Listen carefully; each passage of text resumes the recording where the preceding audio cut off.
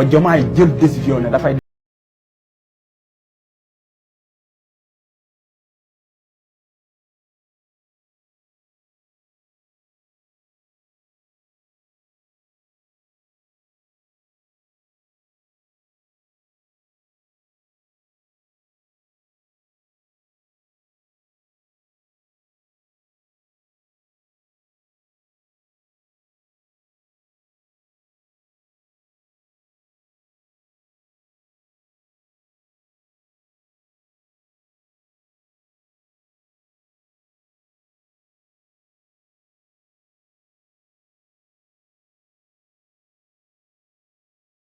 buñ demee ci terrain politique